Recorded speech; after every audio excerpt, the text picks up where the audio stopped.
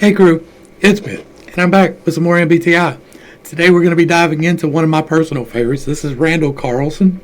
Uh, I am quite familiar with him, but we're going to go ahead and type him out together. I've never sat down and done an actual typing of him. If you're unaware of what I'm doing here, I have changed the MBTI system.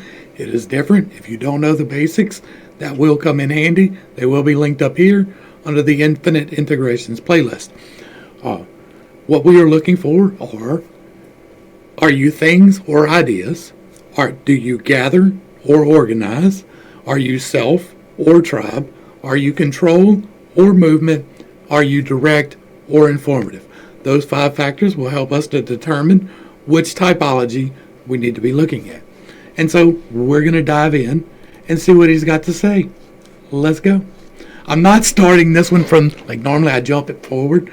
I'm not bothering with that on this one because Randall is quite informative, and I expect that he will dominate most of this, and he is very comfortable wherever he happens to be. So we don't have to wait for him to settle in and get comfortable. So we're just going to dive in and see what's up. Let's go. And he needs no introduction, but I'm going to let him talk a little bit about his work, his history, and just the immense contributions he's given to society. So please, Randall, take it away. Oh, well, just like that. Okay. Well, I'm kind of a weird hybrid of, country boy, redneck, geek, and scholar. There's a list. And country boy, redneck, geek, and scholar. Would that be things or ideas? I guess that would be an ideas. Rural upbringing, and I'm sure that had a big influence on my interest in what's going on with the planet, the natural world, that kind of thing. Natural inherent curiosity about how it all works, and so that's something I've been exploring for, going on half a century now, actually. I kind of made a commitment. Once I got dropped out of high school, now I did later get my degree before I went to college, but when I dropped out of high school, I made a commitment that I was going to really try to understand what it's all about.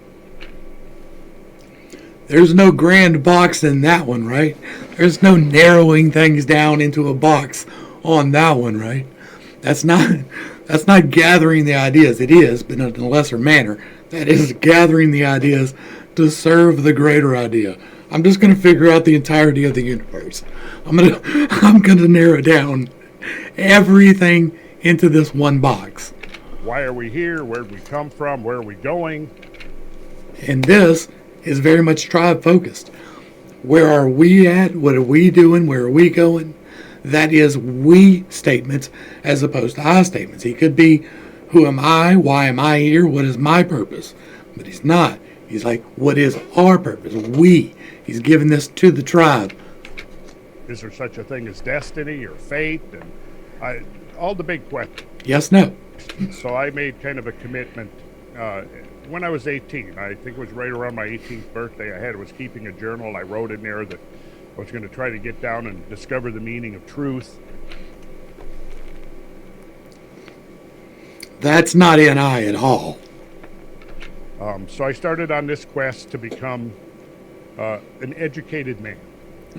So my models were people like Leonardo da Vinci and Michelangelo and Galileo and Tycho Brahe, a lot of those guys from the Western scientific. Okay, that's 4 specific examples of things that have happened in the past, right? But it is best examples of that. It's not the idea of these 4 people. It is the actuality of these 4 people. That is 4 things. So that's the things list. Tradition, but then I also discovered that there were spiritual traditions from all over the world, scholarly traditions.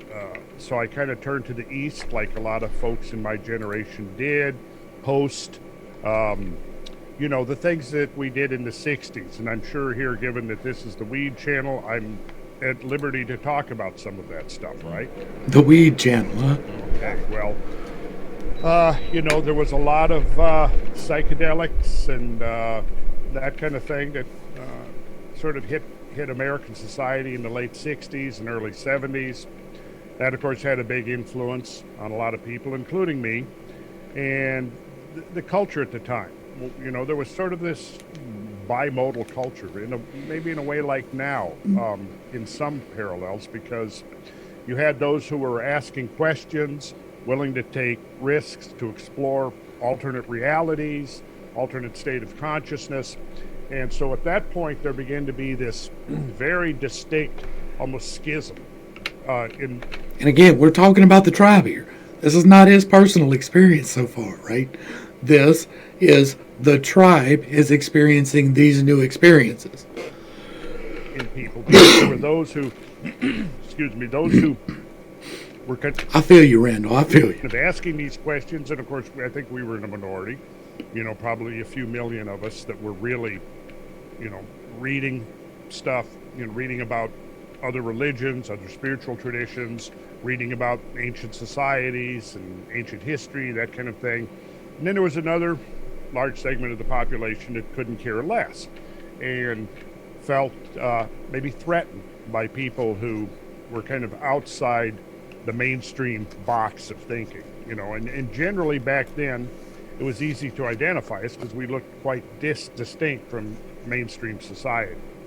And so there was that whole, you know, coming of age right when that was at its peak. The whole countercultural phenomena was at its peak. It certainly had an influence. The music, the kinds of things that were becoming available then at that time. You know, when you start, we're definitely getting an informative vibe here too, because he keeps jumping from topic to topic. They're generally related, but they're not really the same topic. The drug use, the music, the culture. That's three different topics that are kind of close to each other, but not really the same thing. So we're getting a broad informative base here. Talking about, you know, alternate religions and maybe fringe spiritual traditions, things from other cultures.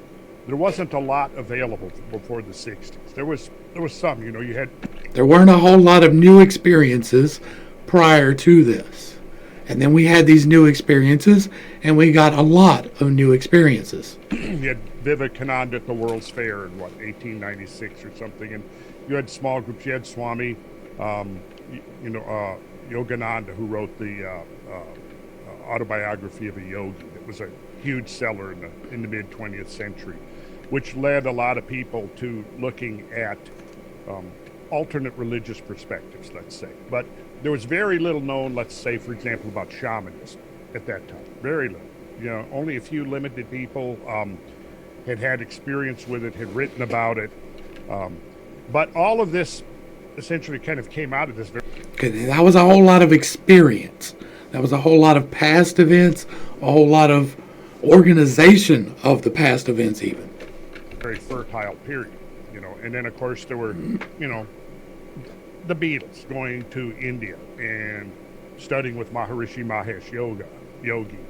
He's good at pulling names out, right? That, again, leads towards the SI.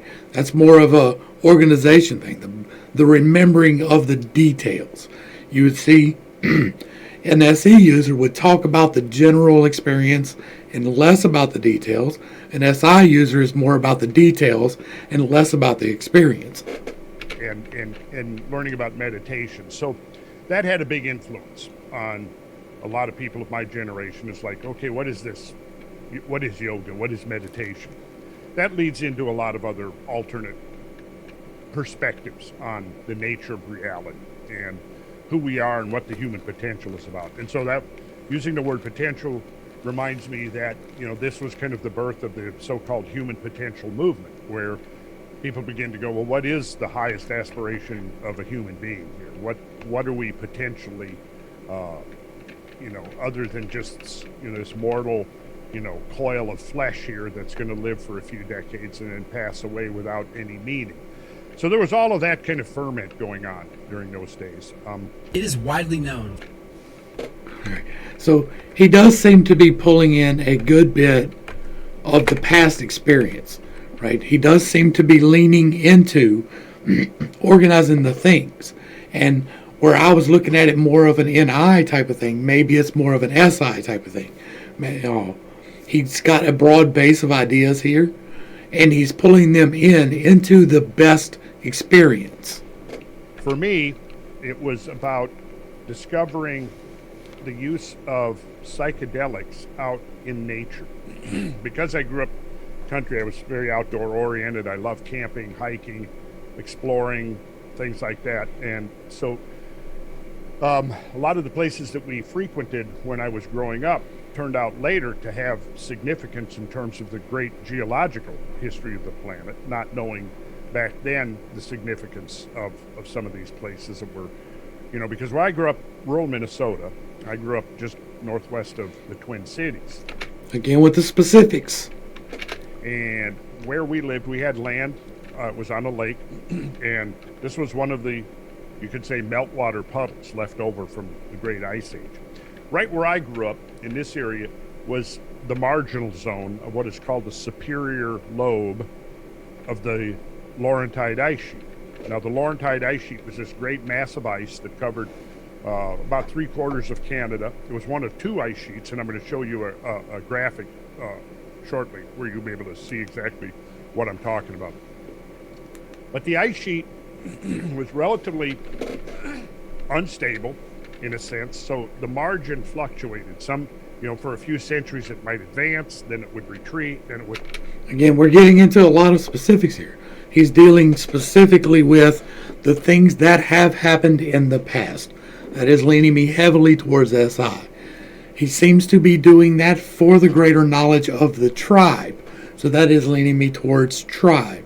He seems to be rather flexible, and that is leaning me towards, movement.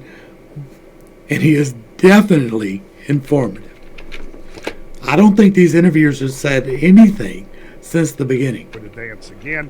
Right where I lived was right in that zone where this transition is taking place. So when the ice receded back, it left hundreds of lakes. Actually, it's estimated there's like at least 15,000 lakes in Minnesota. And most of these lakes are leftover puddles from the melting of the Great Ice Sheet. So there was this landscape that had been sculpted by this process.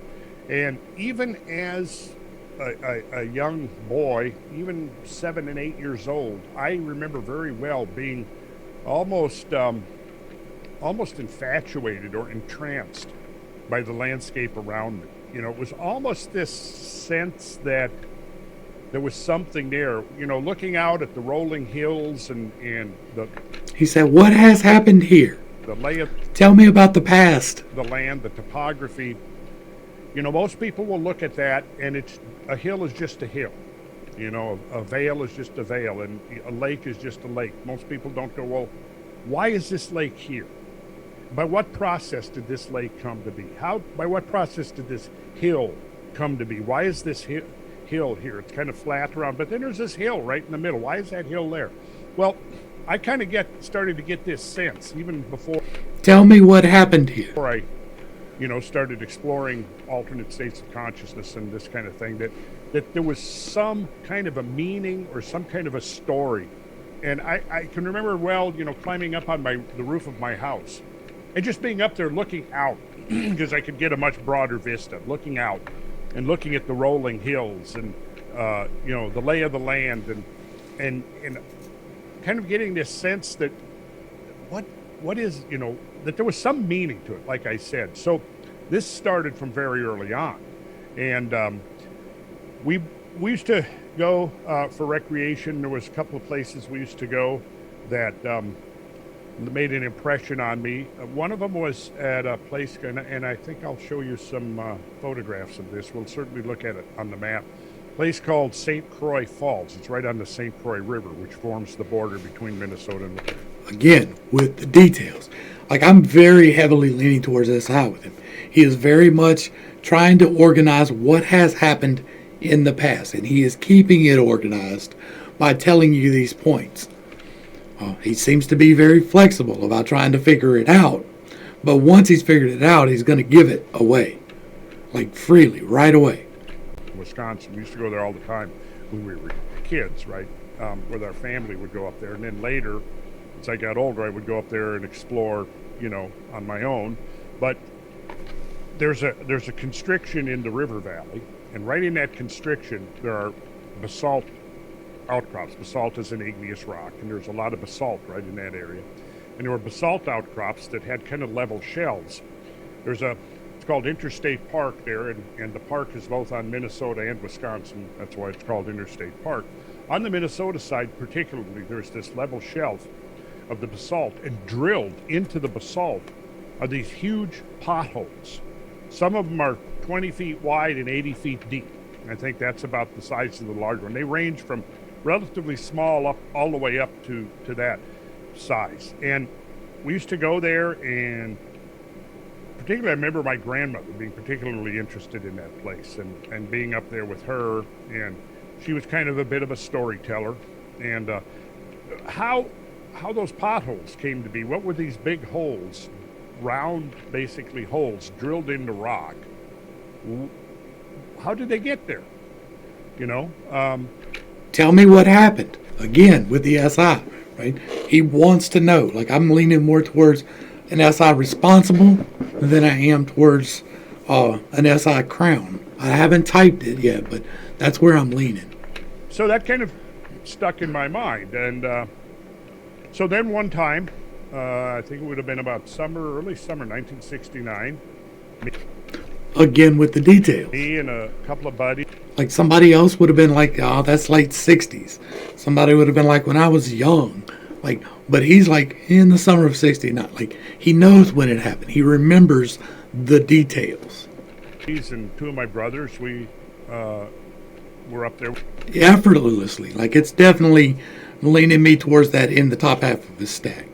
We decided we were going to take a day, go up there, hang out, and we did some. What particular we did that day? I think it was whatever it was. It was a consciousness-altering substance. We'll leave it at that. And I do remember, like, having this sense of almost being in a time warp. Almost, as if your part of your consciousness is transferred back 12 or 13,000 years ago. That's flexible. And detail-oriented. And I got this sense that we were looking at something really extraordinary. That whatever drilled these holes in this hard bedrock was really an extraordinary phenomenon. And that same summer, and probably not long after this, I've told this story, I was at a rock concert, and it was on the bluffs overlooking the Minnesota River. And in fact, I can pull up and show you a map of right where I was standing, and you'll kind of get the vision. So there was a break in the music or whatever, and I decided I was going to wander off and have a look around, and I walked. It could have been, I don't even remember. Here we go, the details, right? A few hundred yards, a quarter of a mile. Does it really matter? Does it matter whether it was a quarter of a mile or a few hundred yards? To us, not at all. To him, that's a big detail that he forgot, and he's not happy with himself for it. Because I've gone back to the place, and I found the overlook right where I was standing, but I could not recognize anything else. Like, where was the stage set up and where was the crowd gathering? It was somewhere in the area, because look, this was 1969, right? So a few things have changed since then. So anyways, I wandered over. These bluffs are about 200 feet high, roughly. I was standing on the top of one of the bluffs, and I'm looking down the little ribbon of the Minnesota River. I think we're good. This seems very much like, I was trying to look a little bit more for some self or tribe, but he seems to be wanting to give this away. Like, he is very much, I want to give this away. And he has very much organized the things. He is quite flexible in how he goes about that. He does gather the things, but he uses that to support what has happened in the past, right? He's gathering ideas to support what has happened in the past. So we're going to be looking, I believe, at an ESFJ. Let me pull this up real quick. And he appears to be an ESFJ. He has very much organized the things, right? That's no doubt. He is about organizing the things, what has happened in the past. I want to tell you what actually has happened in the past. He wants to do it in an ethical manner, but he wants to deal with that. He's good at pulling in the ideas. He doesn't want to limit them any more than the evidence absolutely supports. And so that's the third eye defensive. He is going to sometimes misrepresent his logic. And therefore, that is going to cause him to over-explain things, right? He is quite informative, so that is definitely going to be an ESFJ, just not an alternate, but an ESFJ. His heart is going to be the moral, so he wants to be morally correct, and if he is being morally correct, he will be successful in his career path. His solar plexus is what's really going to feed him, is exploring the things, is getting out there and actually looking at what has happened in the past. So if he can use looking at what has happened in the past to make sure that he is walking morally correct about the things that have happened, he's going to be happy. He's going to be golden. That is what he has chosen for his life since he was 18 years old. His sacral, what's going to trip him up, is narrowing it down. He doesn't want to be firm on this, right? He wants you to come to that conclusion on your own. He doesn't want to tell you what it is. He doesn't want to say, this is the outcome. He wants you to say, this will be the outcome. He doesn't want to tell you that this is the best possibility. Like, he is intentionally choosing to not tell you what the best thing is. He knows what it is, probably, considering the SI that he has and the NE that he uses, and he does it well. He probably knows the answers to the questions.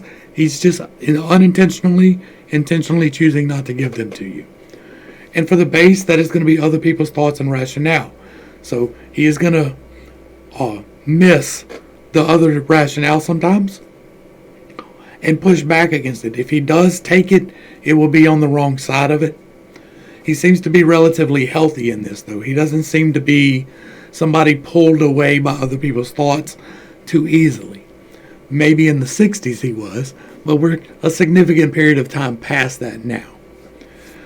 This seems to be a fairly good fit for him. And so I'm going to go ahead and wrap that up here. He does appear to be an ESFJ and not an alternate. If you're unfamiliar with what I just did and how I got there, there will be a playlist linked up here. There will be another playlist linked up here that's going to have more people of the same type. Eventually, he's the first one I've got. But there will be more. And getting an idea of how these types work on an individual basis will help strengthen all of us in determining the types. I'm trying to help you to identify things in your own life that you want to change about yourself, to help you become as stable in your stack as he appears to be. He is doing what he loves. He is doing it very well. So Randall Carlson, thank you for that. If you like what I'm doing, give me a like, comment, and a share. Throw me a follow down there. Hit all the bells and whistles. Let me know who you would like to see typed, because I need ideas. I run out of them quickly on my own.